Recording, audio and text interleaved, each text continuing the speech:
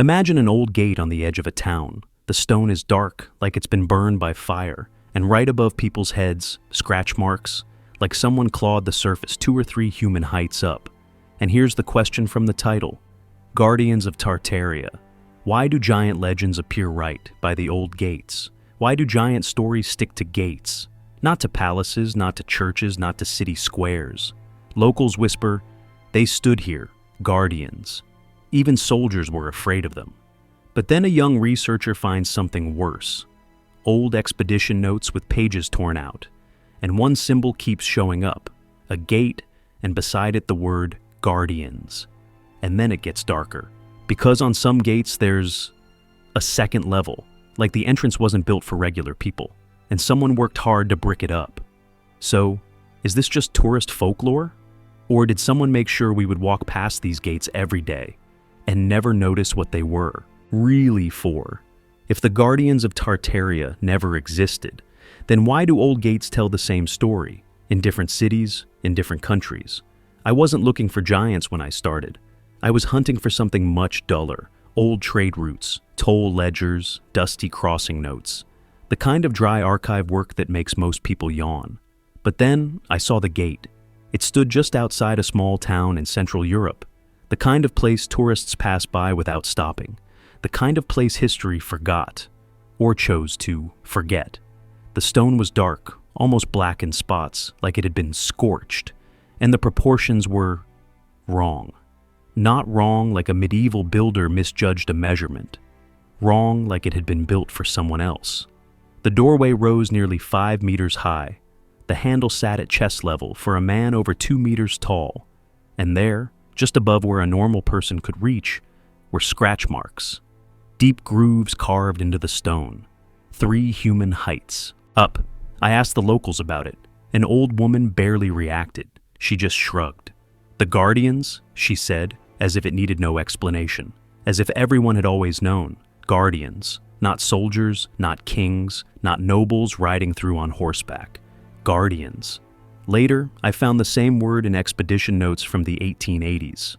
A German researcher had documented dozens of these gates across what was then called the Eastern Territories. His journal listed measurements that shouldn't have worked: door frames too tall, stair risers too high, interior corridors that felt designed for something bigger.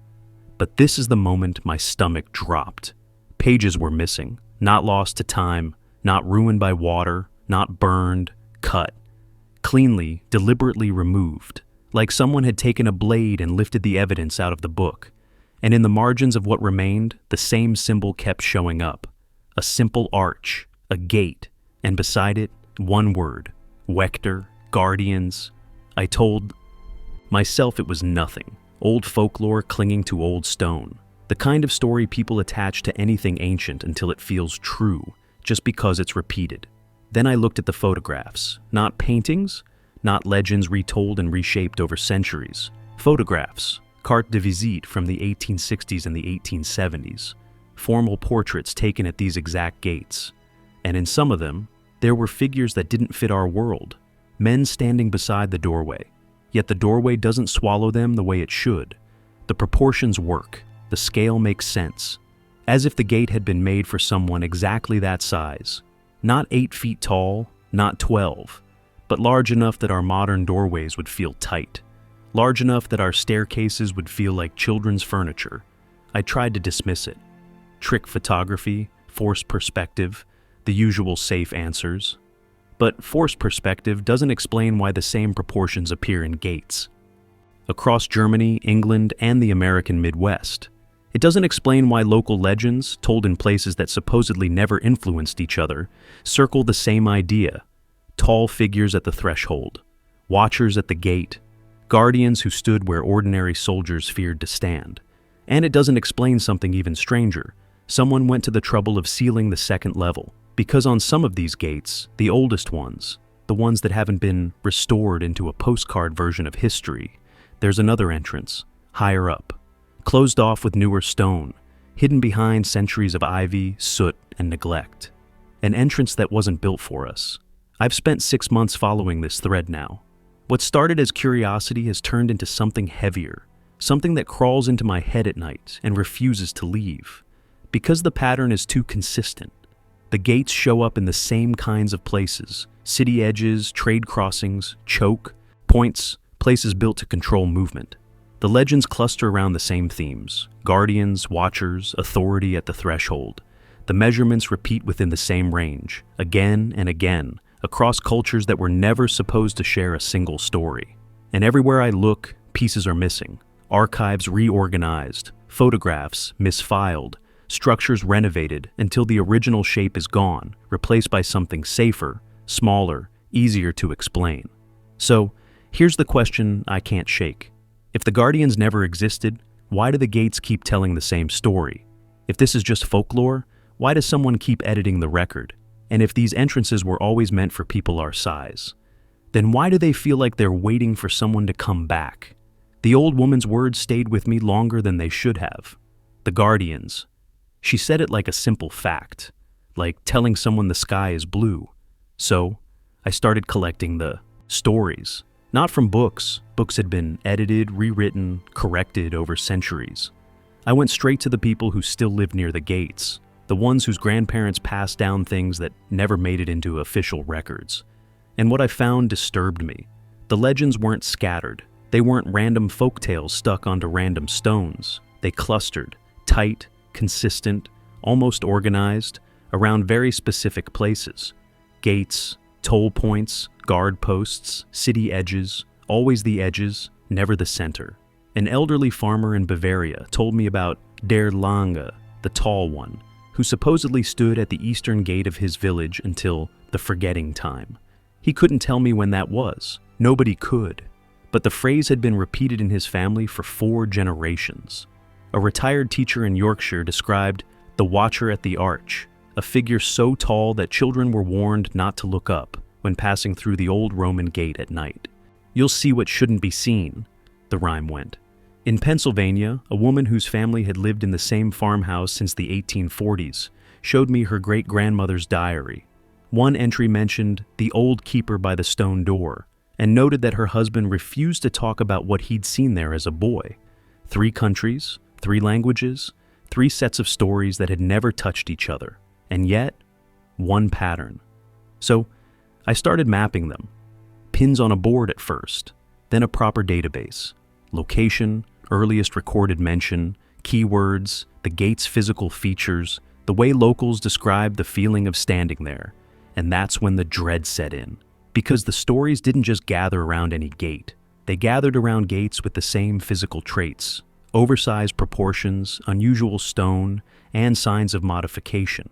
Arches filled in, second levels sealed, original hardware removed and replaced with something smaller. As if someone had moved through these sites one by one and adjusted them. The legends also shared something else, a feeling. Everyone I spoke to described the same unease when standing near these entrances. Not panic, not the kind of fear you can explain. Something older, the sense that you were being watched by something that wasn't there anymore, or wasn't there yet. One phrase kept appearing in the oldest accounts. It showed up across languages that shouldn't share a common root for it. They stood so that we could pass. Stood. Past tense. Not they stand. Not they will stand. They stood. As if the storytellers knew, had always known, that the Guardians were already gone, that what remained was the architecture of their absence, gates built for bodies that no longer walked through them, thresholds still waiting for footsteps that stopped coming. I brought the pattern to a folklorist. She dismissed it immediately. "Confirmation bias," she said. "You're seeing what you want to see." Maybe she was right. But confirmation bias doesn't explain why the gates themselves match the legends. It doesn't explain why the measurements line up. And it doesn't explain why, when I asked her about the sealed upper entrances, she suddenly changed the subject. The legends aren't proof of anything, but they're pointing somewhere.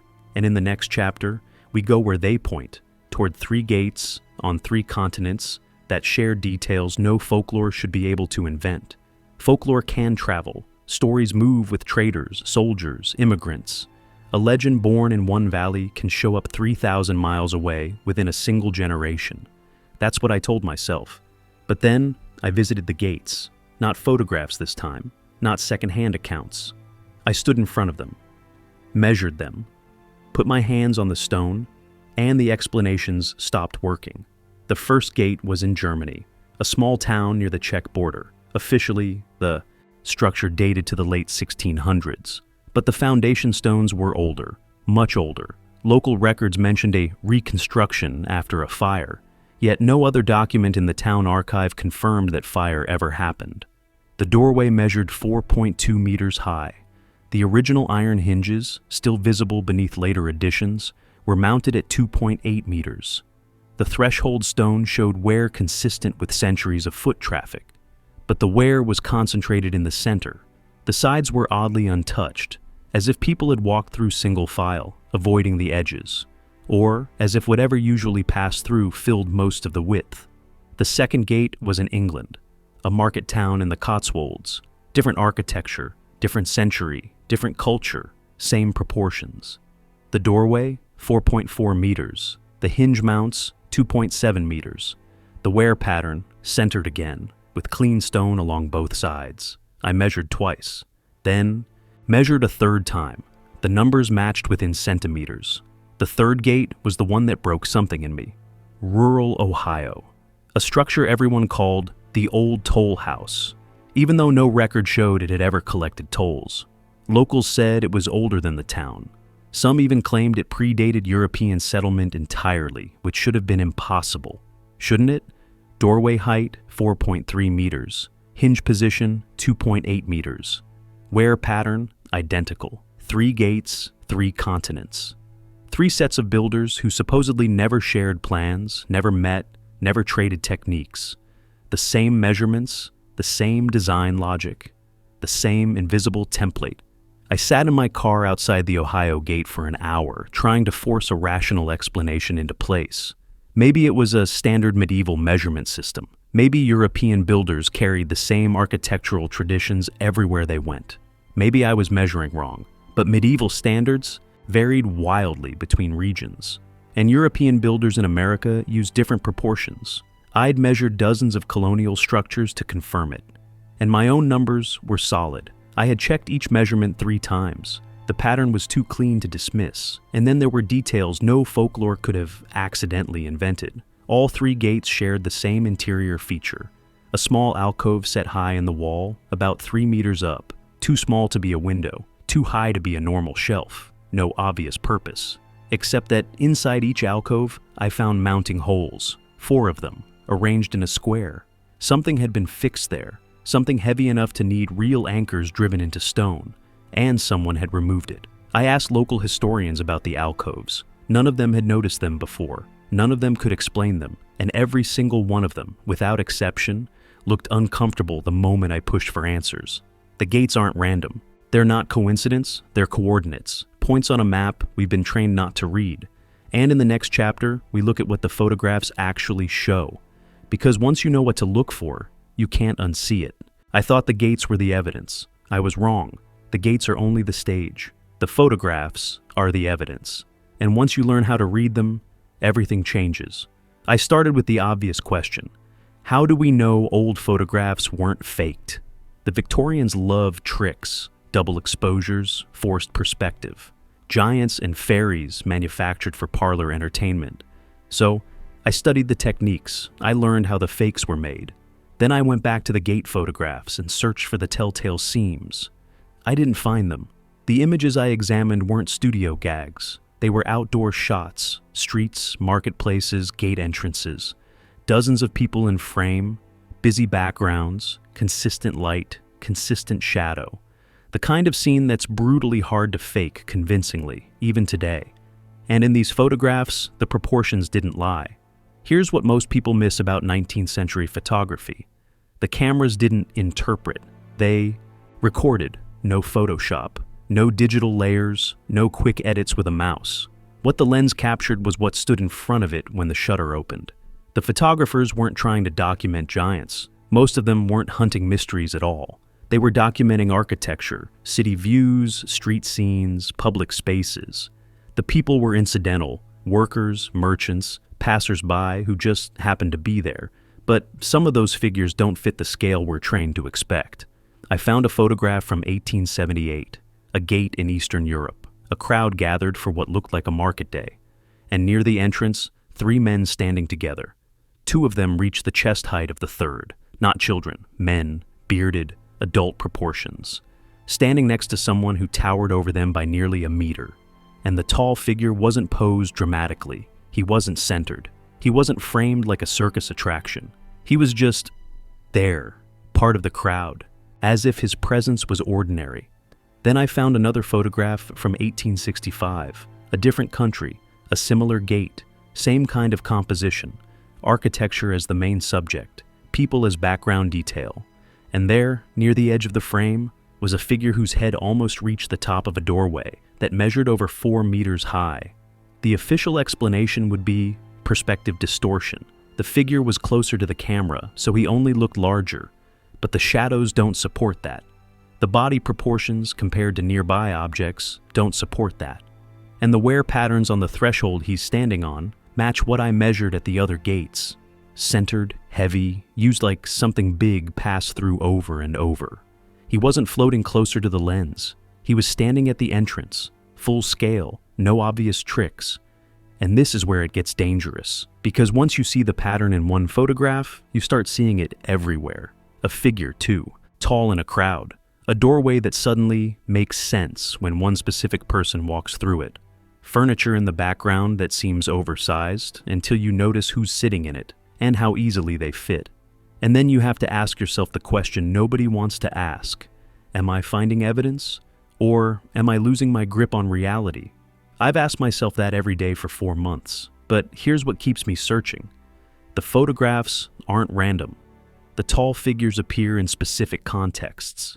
Near gates, near official buildings, near the places where movement was controlled and decisions were enforced, never in fields, never at family gatherings, never in private rooms where nobody is watching, always where power was exercised, always where someone needed to stand guard. And in the next chapter, we confront what that pattern implies, and why a name that once covered half the world's maps has almost completely disappeared. I need to tell you about a word that used to sit on the biggest maps of the world, a word that once covered more land than most empires were taught about in school. Tartaria. Open a map from 1700. There it is, stretching from the Ural Mountains to the Pacific Ocean. A landmass larger than Europe and China combined, labeled clearly, described in detail, mentioned in diplomatic letters, trade agreements, and exploration journals. Now, open a modern atlas.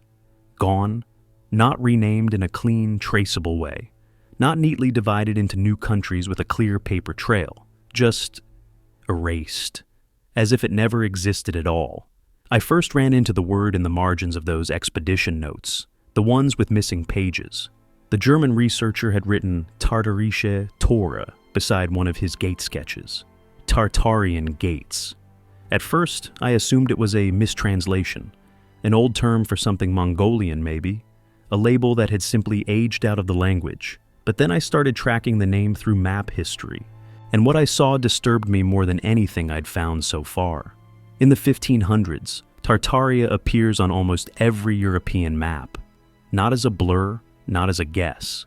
Major cities are labeled, routes are drawn, the region is shown as organized, important, and inhabited. By the 1600s, the borders begin to shift. Some cities vanish, others change names. The outlines move like someone is redrawing the story while pretending nothing changed. By the 1700s, the territory shrinks. Whole sections get relabeled as unknown or quietly absorbed into neighboring empires. Empires that, according to many accounts from the same period, didn't actually control those regions. By the 1800s, Tartaria is reduced to a footnote, a historical curiosity, a medieval misunderstanding, a word people say with a smirk, like it's embarrassing to even mention. By the 1900s, it's gone entirely. And that's not how geography works. Regions don't simply vanish. They get conquered, renamed, split apart.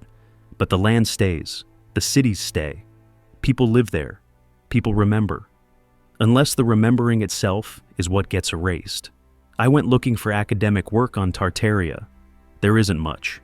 The few papers that exist tend to treat it as a cartographic mistake, a catch-all name Europeans used for any territory they didn't understand. But that explanation doesn't hold up, because those maps weren't vague.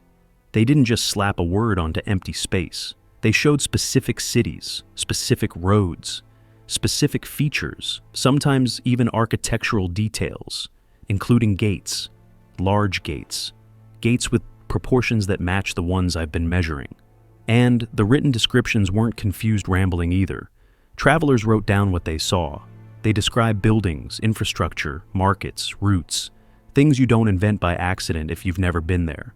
Some of those descriptions mention guardians, tall figures at the entrances of cities, officials who oversaw trade and controlled movement, beings who commanded respect not through weapons, but through sheer physical presence, through scale. The accounts are scattered, many are fragmentary, some cut off mid-sentence, like the writer ran out of room or ran out of permission. But they exist. And then they stop existing right around the same time Tartaria starts disappearing from the maps. I don't know what Tartaria was. I don't know if the Guardians were real in the exact way we usually mean the word real. But I know this. Something was there. Something significant enough to document for centuries. Something important enough to label, redraw, and relabel again and again. Something that required gates built to a scale we still can't explain. And someone wanted us to forget it, because the gates remain. The photographs remain. And the name itself keeps surfacing, no matter how many times it gets buried. And the next chapter, we move from maps to meaning, because if the Guardians existed, they weren't just standing at gates, they were guarding something. We need to stop and ask a simple question. Why gates? Not walls, not towers, not fortresses, castles, or palaces. Gates. If you wanted to show power in the ancient world, you usually built upward. Height meant dominance. Temples reached toward the sky. Castles loomed over valleys. Kings sat on raised thrones, so everyone had to look up. But gates are different. Gates are power in a straight line. They don't exist to impress. They exist to control. A wall keeps everyone out. A gate chooses. And whoever controls the gate controls everything that passes through it. Trade, taxes, information, people. This is what I missed at the beginning. I was so locked in on the size, measurements, proportions, stone, hinges, that I forgot to ask what gates actually do. They regulate. In medieval Europe, city gates weren't just entrances. They were checkpoints, customs offices, places where disputes started and got decided fast. If you wanted to enter a city, you answered to whoever stood at the gate. Your goods were inspected, your papers were checked, your value was judged. In practice, the gatekeeper could have more daily power than the king. Think about that. A king issues decrees, a gatekeeper enforces reality. A king controls the idea of the city. A gatekeeper controls the actual city. Every person, every cart, every sack of grain that enters or leaves. Now, imagine that gatekeeper is taller than any soldier in the army. Imagine you're a merchant arriving with a wagon full of goods, and the figure who steps forward to inspect your cargo stands nearly 3 meters high. Not a monster, not a fairy tale creature, a man, yet not a man like you. You don't argue with someone like that. You don't test boundaries. You don't negotiate the way you would with an ordinary official.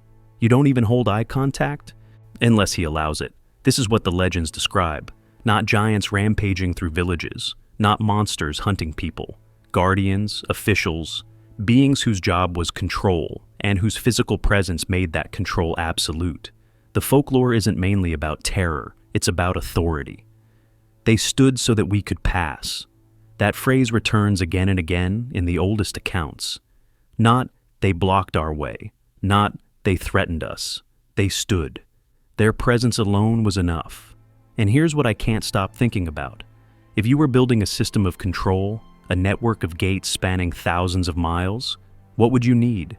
You'd need consistency, the same proportions, the same design logic, the same measurements at every checkpoint, so the system worked the same everywhere.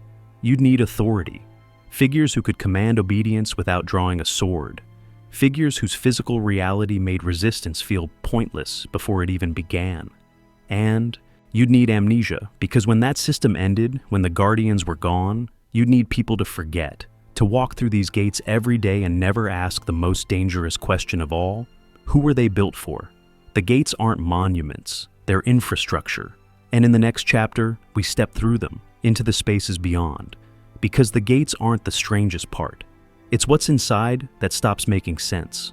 I assumed the gates were exceptions, grand entrances built to impress. Ceremonial thresholds meant for parades and special days. The kind of architectural exaggeration every culture uses once in a while. But then I went inside. The first building I entered was a former administrative hall in a small German town. The gate led me there. Same proportions, same measurements, same local story. Decades ago, officials had converted the place into a museum. The exhibits were forgettable. The building was not. The main corridor stretched nearly 5 meters high. Not a ballroom, not a cathedral nave, a corridor, a hallway people used to get to other rooms. I measured the stair risers, 28 centimeters, nearly twice the modern standard. Climbing them didn't feel like stairs. It felt like stepping up a ladder, one heavy move at a time. Then I checked the handles, 140 centimeters, comfortable for someone well over 2 meters tall, awkward for everyone else. And these weren't decorative doors meant for show. They led to offices, storage rooms, back areas, the boring spaces where real work happened every day. I tried to explain it away. Aesthetic choice, Baroque grandeur, architectural ego. But Baroque buildings don't keep the same grand scale in their service corridors. They spend their effort on public rooms and cut corners everywhere else. Kitchens don't match ballrooms. Back hallways don't get treated like palaces. This building was consistent from end to end. Every room, every passage, every threshold, as if the people who worked there needed that scale, not for visitors, but for themselves. I found the same pattern in England. A former guild hall turned into a pub. The ceilings had been lowered. You could see it. The line where old plaster met newer panels, like someone had tried to hide the original height. But the bones of the building were still there. Windowsills that sat at chest height for a modern adult. Interior doors that made you step up to pass through, like the floor had sunk under them. A fireplace mantle I couldn't reach without lifting onto my toes. When I asked about it, the publican laughed. Old builders, odd tastes, he said. But odd tastes don't repeat with the same numbers across centuries and continents. In Ohio, I found a former courthouse with the same proportions, same stair risers, same handle heights, same ceiling clearance that made the rooms feel oddly empty, even when they were packed with people. The building had been renovated in the 1920s. Floors were raised, doorways narrowed, drop ceilings installed to hide the original heights. But in the basement, where nobody bothered to adjust everything, the older proportions survived. I stood down there for 20 minutes, just standing, feeling the space. It didn't feel like a building designed to impress visitors. It felt like a building designed to be used by someone, every day, the same someone who passed through the gates. And this is what changes everything. Gates can be explained away. You can call them ceremonial, symbolic. You can say they were built to make entering a city feel important. But interior corridors, stair risers, door handles, and back offices, these aren't built for symbolism. They're built for function, for bodies that need to move through space, for legs that climb stairs, for hands that reach for handles without thinking. These measurements aren't accidents, they're ergonomics. And in the next, chapter, we look at who these spaces were built for, without leaning on legend or folklore. A profile, reconstructed from the architecture itself. I've spent months avoiding this chapter, because the moment you start describing who the Guardians were, you cross a line. You stop being a researcher who only asks questions. You become someone who sounds like they're making claims. But the evidence is piled up. The pattern is too consistent, and staying silent now feels more dishonest than speaking. So, here's what the architecture tells us. The door handles suggest a comfortable reach of roughly 140 to 150 centimeters. On a proportional human body, that points to a standing height of roughly 240 to 270 centimeters. Between 8 and 9 feet tall, not fairy tale giants, not mythic titans. Just larger. Consistently, noticeably larger. The stair risers suggest legs about 40% longer than the modern average. The ceiling clearances suggest a preference for at least a full meter of open space above the head. the same invisible comfort zone most people want. Without even realizing it, the gates suggest a shoulder width around 120 centimeters, broad, imposing, but not monstrous. Put it all together and a profile appears. Tall, wide, proportional, built like humans, just scaled differently. The kind of beings who would stand out in any crowd, but wouldn't look wrong, just more. The photographs support this. The figures I've identified don't have warped proportions. Their heads aren't tiny. Their limbs aren't stretched or distorted. They look like people. They just don't look like us. And here's the thought I can't shake. They had lives. If the guardians existed, if they stood at gates, worked inside those buildings, moved through those corridors, then they weren't statues planted for show. They were beings with routines, with meals, with habits, with the same daily boredom every working person understands. Maybe even families.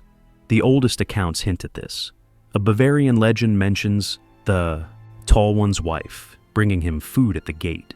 An English parish record from 1743 references keepers' children enrolled in a local school and notes they required special seating. These aren't monster stories. They read like people living among people, doing jobs, raising children, taking up space in a community until they didn't. And the profile isn't only physical, it's functional. The guardians appear where authority is exercised. Gates, toll points, administrative buildings. They're tied to oversight, regulation, control, not combat, not heavy labor, supervision. They watched, they assessed, they decided who passed and who didn't, and they were trusted with that role. Because you don't place someone at a gate unless you trust them completely. A gatekeeper sees everything, learns names, recognizes patterns, knows who is lying, knows who is desperate, knows who is smuggling. A corrupt gatekeeper can ruin a city faster than an army, so the guardians weren't just large, they were reliable, maybe even incorruptible, chosen for something beyond physical presence, or bred for it. That thought keeps me awake, because if the guardians were a population, a distinct group with distinct traits, then where did they come from? How were they sustained? And when they disappeared, where did they go? The architecture remains, the photographs remain, the legends remain, but the guardians themselves are gone. And in the next chapter, we look at what else they left behind. Not buildings, not stories. Objects, artifacts sitting in museum basements with labels that don't quite fit. Museums are strange places. The objects on display tell one story. The objects in storage tell another. I learned that about 6 months into my research when a contact at a regional museum in Austria agreed to show me their basement collection. She called them uncategorized items, things that didn't fit the narrative of any current exhibit, so they never made it upstairs. I wasn't prepared for what I found. The first object was a chair, oak, heavy, solid construction, clearly old. The wood had that deep patina that only time can build. The seat height measured 72 centimeters, nearly twice what you'd expect. I sat in it. My feet dangled like a child's. My back didn't reach the backrest. The armrests hit me at shoulder level. The museum label read, "Decorative throne, ceremonial use, origin uncertain." Decorative, ceremonial. But the armrests told a different story. The wood had smooth grooves where hands had rested, again and again, thousands of times. The seat was worn down in the center, compressed by weight over years. Not one day, not one parade, daily use. This wasn't a ceremonial object. This was furniture someone lived in. Someone much larger than me. The second object was a writing desk. Same wood, same patina, same impossible scale. The writing surface sat at 95 centimeters, about standing height for a modern adult. The drawer handles were positioned so you had to reach up to open them. And there was a chair that matched it. Yes, an actual matching chair. Same oversized proportions. Same worn surfaces.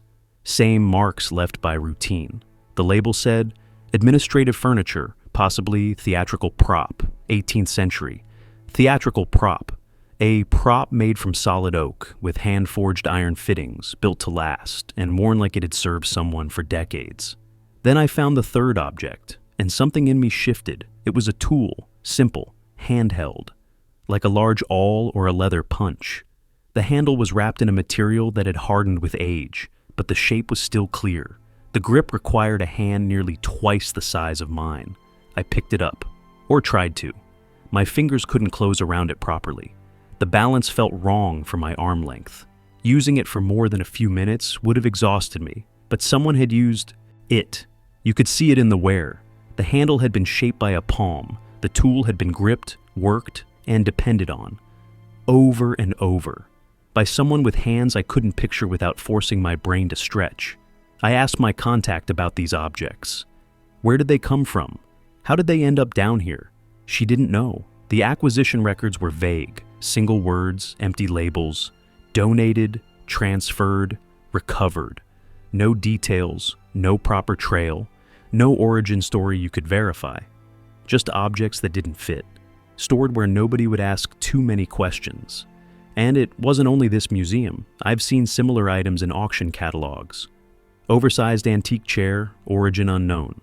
Large-scale desk, possibly custom commission. Same descriptions, same safe language, same refusal to say what your eyes can already see.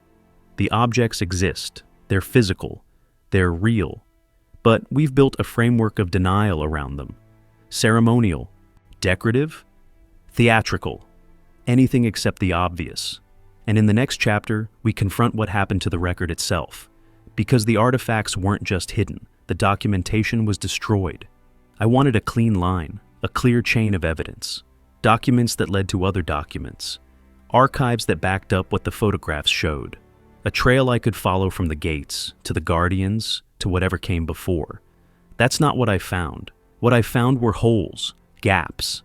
Absences so consistent they couldn't be accidents. The first hole appeared in Germany, a regional archive that supposedly held the municipal records from the 1700s.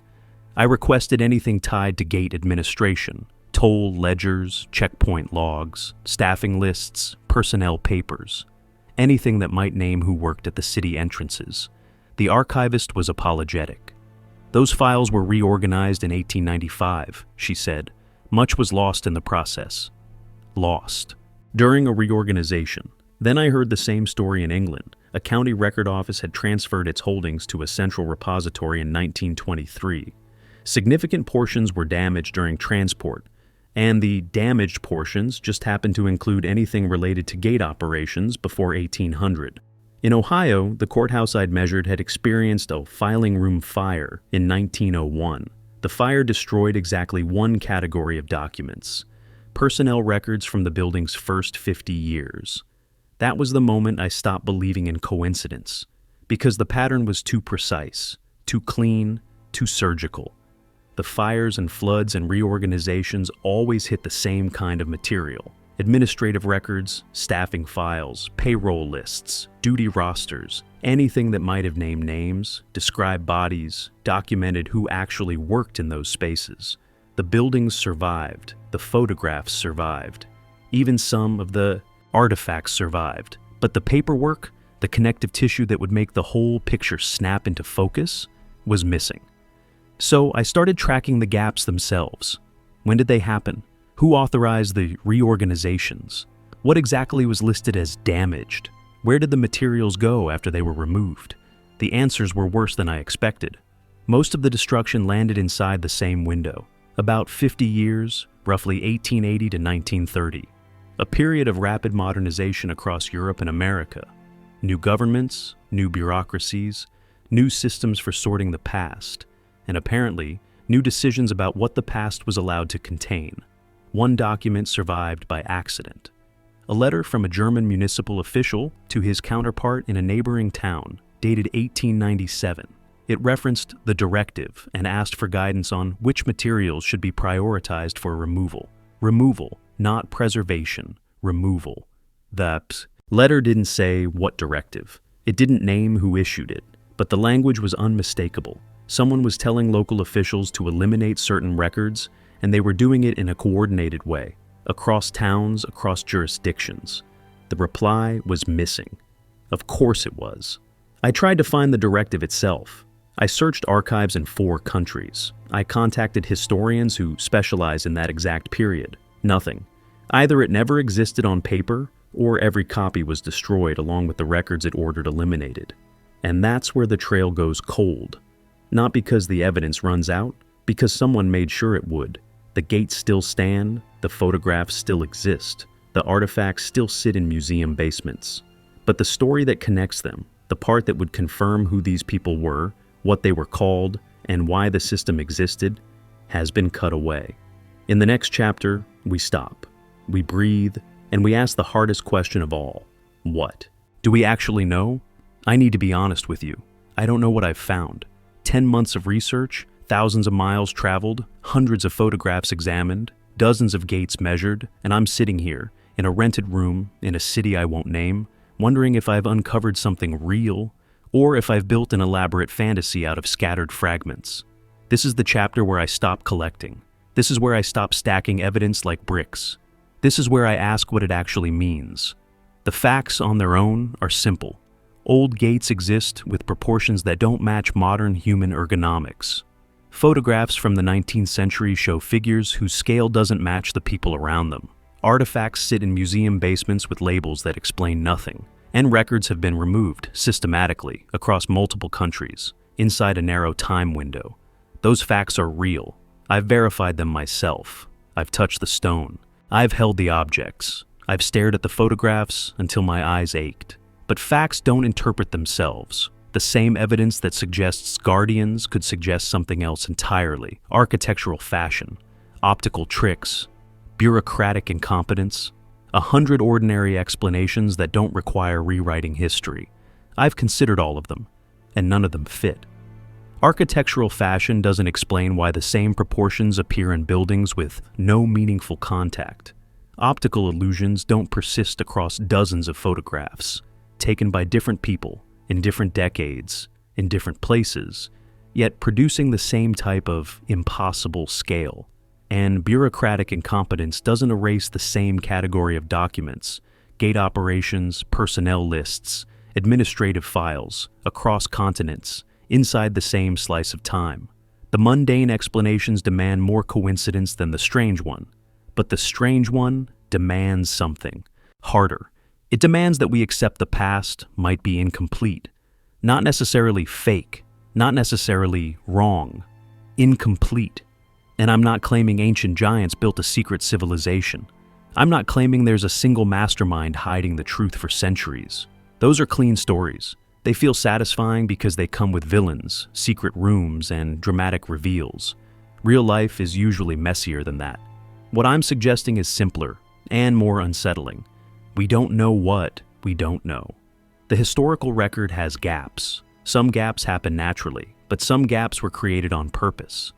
And the physical evidence, the gates, the corridors, the oversized furniture, the tools, points towards something that doesn't sit comfortably inside our current framework.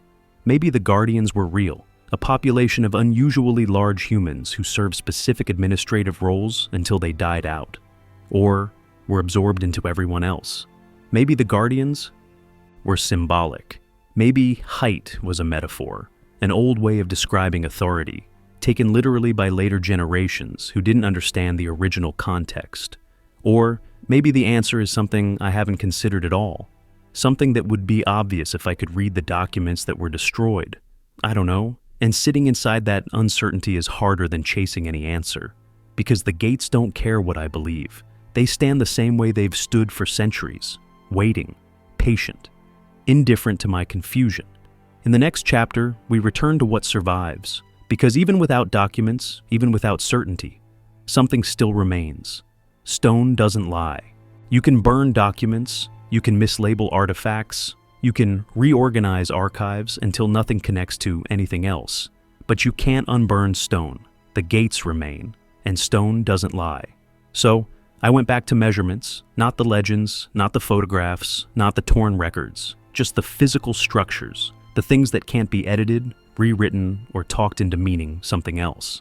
And I built a database, 47 gates across 12 countries, every measurement I could take: door heights, threshold widths, hinge positions, wear patterns, and interior dimensions of the spaces beyond. The results weren't subtle, they were undeniable. Average doorway height, 4.3 meters. Standard deviation, less than 15 centimeters. Across 12 countries. Across 3 centuries of supposed construction dates. That isn't coincidence, that's specification. Modern building standards vary wildly between places. A doorway in Germany follows different norms than a doorway in England or Ohio. Cultural taste differs, materials differ, tools differ, craftsmen differ, everything differs, except these gates. Then the hinge positions told the same story. Average mounting height, 2.75 meters. Standard deviation, 8 centimeters. As if every blacksmith who forged every hinge was working from the same template, even when they were separated by oceans and generations. The threshold wear patterns match too. Centered erosion, edges left strangely untouched, consistent depth, suggesting similar weight distribution, repeated over similar spans of time.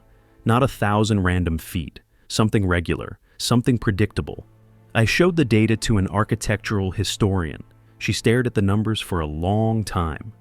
"This doesn't make sense," she finally said. I asked her what would make it make sense. She didn't answer. The interiors were just as consistent. I measured stair risers in 19 buildings connected to the gates. Average riser height, 27.4 centimeters. Standard deviation, 1.2 centimeters. Modern stairs average around 17 to 18 centimeters. These weren't built for our legs. They were built for a longer stride, a taller body, someone who would find our staircases cramped, steep in the wrong way, built for smaller movement. Door handles in those buildings average 142 centimeters from the floor. Modern standard sits around 90 to 100 centimeters, a difference of nearly half a meter. And every time I added another data point, it pushed the conclusion in the same direction.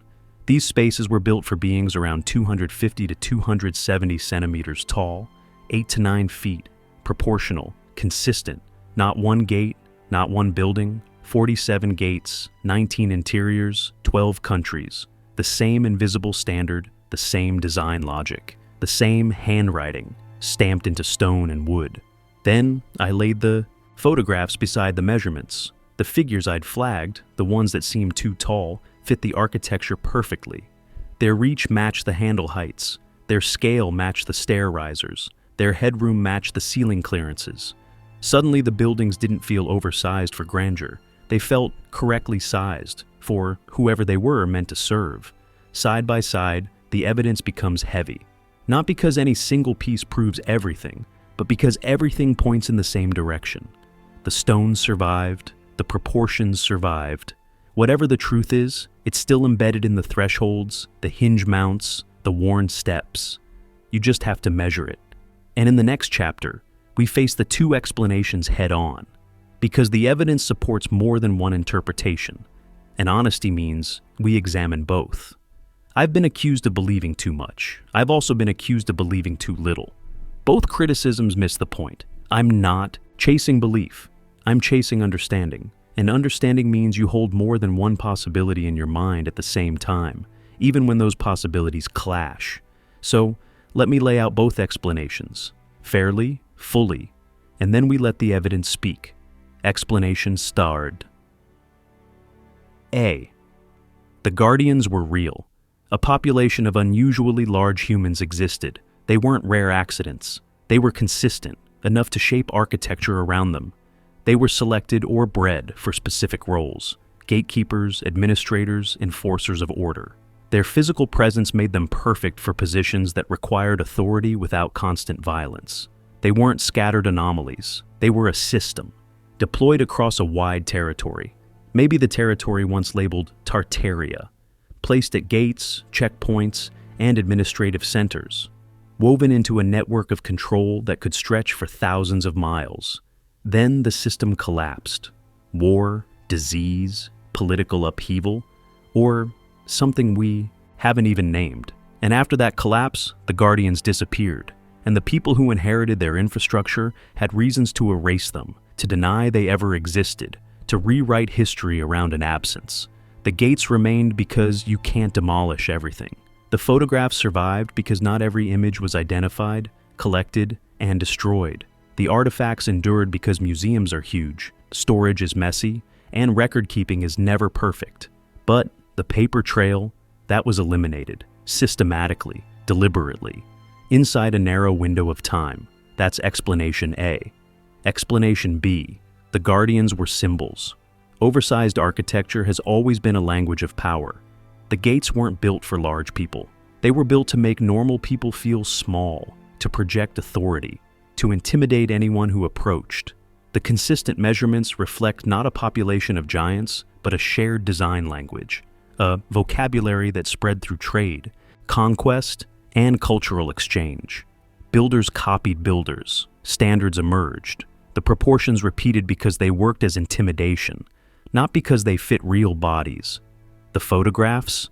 Perspective distortions, misidentified individuals, the human brain seeing patterns where none exist. The tall figures are normal people caught at odd distances, captured by imperfect cameras in imperfect conditions. The artifacts?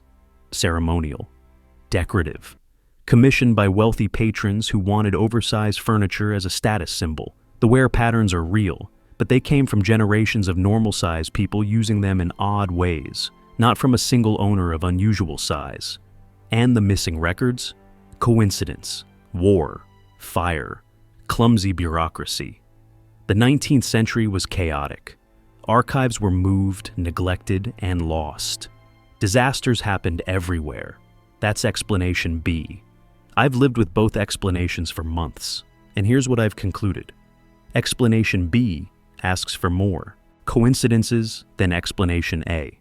To accept B, you have to believe identical measurements appeared again and again across places with no direct connection.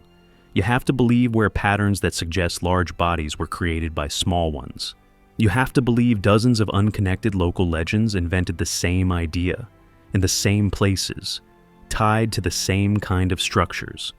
And you have to believe records were accidentally destroyed in the same way, in the same time window, repeatedly targeting the same kind of information. That isn't skepticism, that's faith in coincidence. But I'm not here to tell you what to believe. The evidence is here. The measurements are real. The photographs exist. And in the next chapter, we step back from evidence entirely, because whatever the guardians were, they meant something, and that meaning matters. Forget the measurements for a moment. Forget the photographs, the artifacts, the missing records. Ask a simpler question. What does it mean to stand at a gate? I've been thinking about this for weeks, the function of a guardian. Not the physical details, but the idea. What were they for?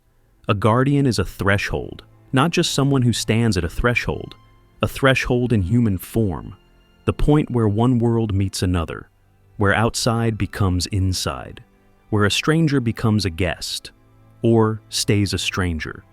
Every culture has a version of this figure. The bouncer at a door, the customs officer at a border, the receptionist who decides whether you'll ever reach the person you came to see. We pretend these roles are small, administrative, bureaucratic. They're not. The guardian decides who belongs. Think about what that means, not as policy, not as paperwork, but as lived experience. You approach a gate, someone stands there, and in that moment, your future is in their hands. Do you pass? Do you wait? Do you turn back? The guardian's judgment becomes your reality. Now imagine that guardian is a head taller than anyone you've ever seen. Broader, more imposing, not openly threatening, just undeniable. A physical fact you can't argue with. You don't question someone like that. You don't bargain like you would with an ordinary official. You don't push your luck. You accept the decision because the presence itself makes resistance feel absurd. This is power without violence, authority without debate, control that doesn't need punishment because it rarely needs to be tested. Maybe that's all the guardians ever were, symbols made flesh. The abstraction of law and order given a body, because every society, at some level, wants authority to feel real, not just written on paper. A gate without a guardian is just a hole in a wall. A gate with a guardian is a message. Someone watches, someone decides, someone remembers. But here's what haunts me.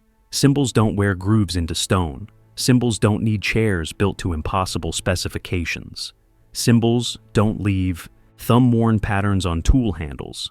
The idea of a guardian doesn't require 4.3-meter doorways. Something real did. Maybe the guardians were both, real beings and then later symbols. A population that existed and then vanished, leaving behind stories that grew larger than the truth, Because that's what memory does when it loses details. Or maybe the symbols came first, and somewhere, somehow, someone decided to make them real, to build the architecture before the bodies that would fill it, to carve space for guardians, and then find or make beings to occupy that space. I don't know which possibility disturbs me more, but I know this. The gates weren't built for no one. Stone doesn't shape itself. Measurements don't repeat across continents by accident. Infrastructure doesn't spread that far without purpose. Someone stood at those gates, and when they left, when they were removed or died out or faded into myth, the gates remained, waiting, still, shaped for bodies that no longer pass through them. In the final chapter, we return to where we started, the gate at the edge of town, and the question that won't let me go. I went back to the first gate, the one in Central Europe, the dark stone, the scratch marks 3 heights above my head, the old woman who said the guardians like she was telling me the weather. I stood there for an hour as the sun went down. People walked past me, locals, tourists, children on bicycles. None of them looked up. None of them paused. The gate was just part of the background, something you pass through without ever truly seeing. I watched a woman push a stroller under the archway. The stone rose nearly 3 meters above her head. She didn't notice. Why would she? It's just an old gate. Every town has something like that. But I noticed. I noticed the proportions. The handle height she couldn't reach without stretching.